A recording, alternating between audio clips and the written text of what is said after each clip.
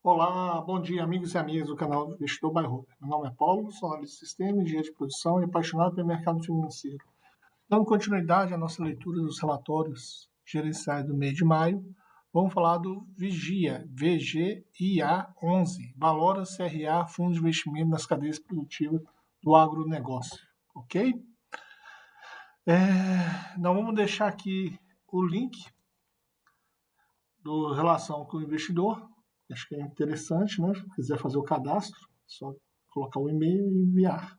Estará recebendo todos os meses fatos relevantes e informações sobre o fundo. Ok?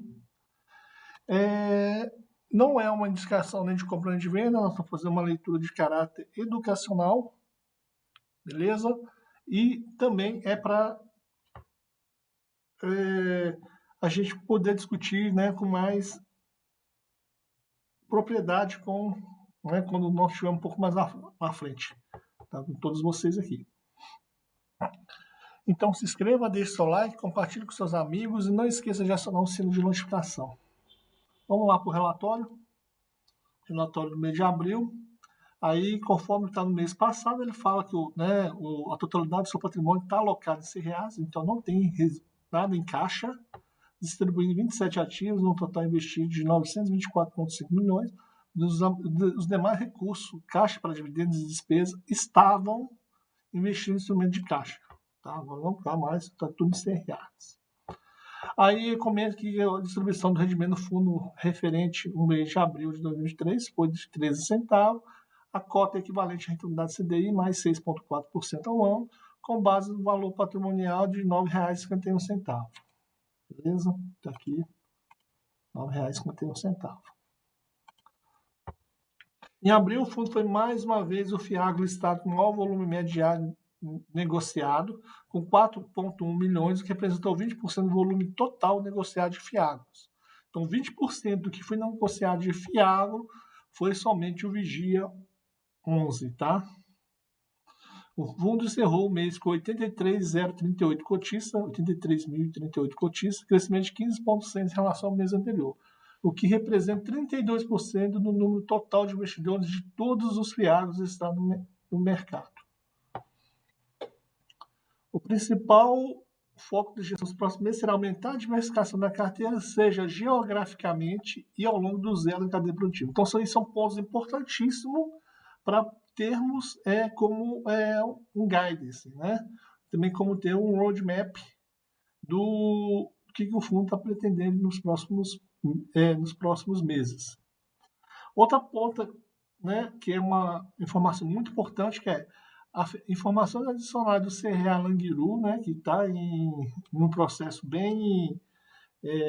está em notícias, né, sobre a recuperação judicial, né, tem bastante informações aí, né, estava comentando, até sobre o próprio fundo, falando que ele ia receber um calote, então não tem nada disso ainda, né, então por isso a gente só vai informar dados referentes, fatos referentes, né, fatos relevantes referentes ao fundo quando se tornar oficial. A gente não vai fazer nenhum, né, parte de sensacionalismo do fundo.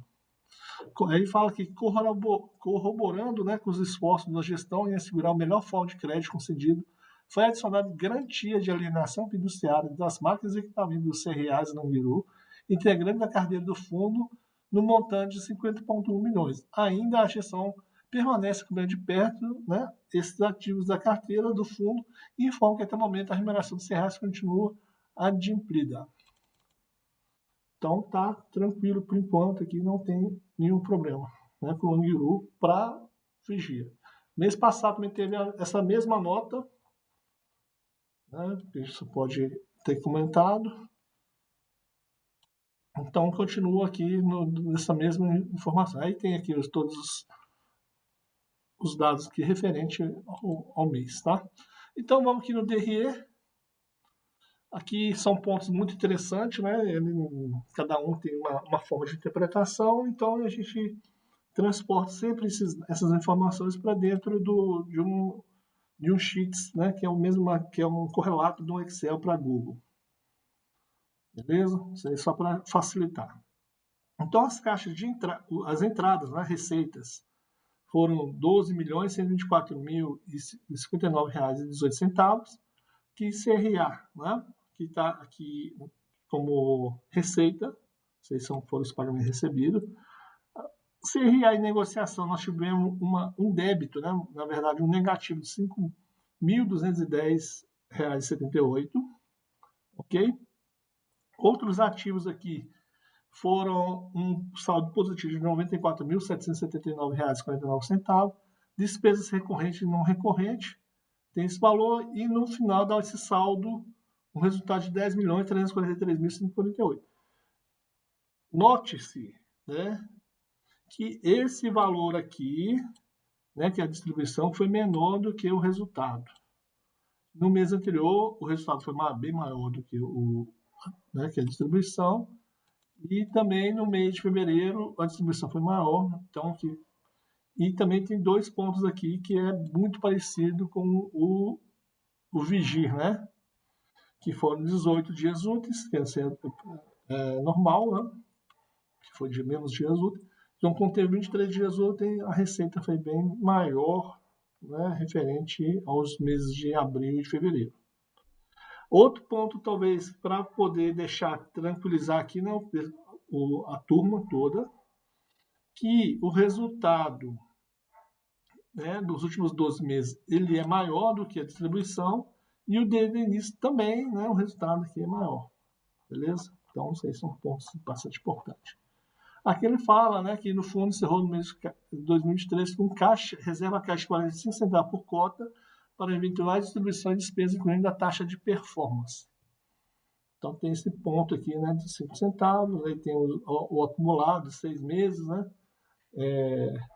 lucro líquido caixa, tá vendo? Então aqui estava o lucro líquido, foi menor do que, né, ao abril, que nem foi comentado, se você fazer a multiplicação você consegue identificar. Aqui no mês de março, que nem foi demonstrado lá, estava maior, né, aqui estava menor, né, foi distribuído maior. Então é uma operação que o Vigia executa normalmente. Aqui, como o Vigir, né, aqui não tem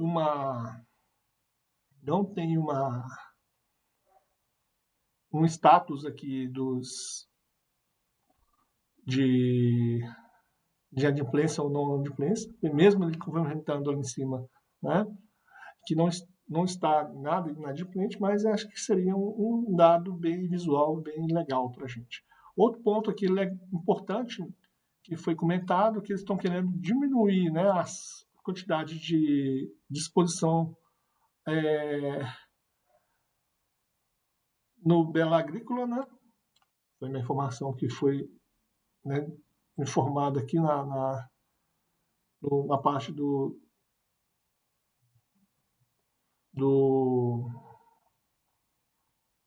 aqui não, desculpa, eu me enganei aqui, tá, pessoal? Não tem nada de Bela Agrícola aqui não. Aqui está, né,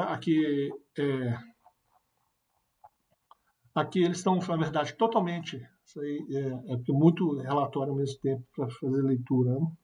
Então aqui eles estão 100% do patrimônio líquido no CRAs, sendo que, né, até o patrimônio, o caixa líquido foi já implementado, então aqui ele fecha em 12,6%, então ele está fechando no valor total de R$ 821.744 reais, e um duration médio da carteira de 2,1. Então, quando você tem o retorno, né, o duration é isso aí, que é o retorno, né, desses CRAs aqui e CRIs, né, que eu acho que são 100% CRAs, né, eles são nesse tipo único de investimento, de 2,1 para estar recebendo tudo, se não fazer a operação que nós estávamos fazendo aí de compra e venda. Né.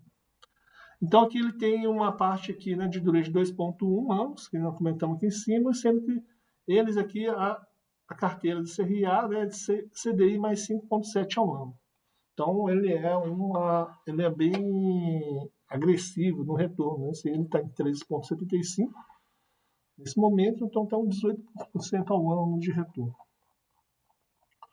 Aqui ele fala, né, que a alocação dos ativos ao do PL do fundo é trabalhar numa alocação possível de CRA, minimizar a posição do caixa, aumentando a eficiência do fundo, com o objetivo de entregar rendimentos superiores ao cotista. Ao mesmo tempo, o time de gestão manter, procurar a posição de CRAs com boa liquidez, que permite aproveitar dentre as oportunidades de mercado. Então, eles estão fazendo algumas vendas e está tendo esses retornos. Né? Então, tem os custos operacionais também que gera aquele valor negativo do mês de abril. Outro ponto importante aqui, né, a alocação aqui da carteira. Então, vocês, né, se tiver alguma queda no CDI, ele impacta muito, né, impacta diretamente. Mas tem um prêmio, só para vocês não esquecerem, né, tem mais 5,7 ao ano de prêmio, tá? Então, isso aí são um ponto aí que tem que pegar esse 5,7 dividir por 12, que a gente vai ter esse prêmio mensal. Aqui, né, a alocação do segmento, por segmento, distribuidora, cooperativa, indústria, sucroalcooleiro, né? Então, aqui, a distribuidora aqui na parte de armazenagem, aqui na distribuição é maior, tá? Cooperativa tem 36,7%. Isso aqui que é um ponto, talvez, que é na maior fragilidade, que tem muito, que é, os cooperados são, a maioria das vezes, pessoas físicas, que estão debaixo de uma cooperativa. 5,1 indústria, 5,1 açúcar alcooleiro, né?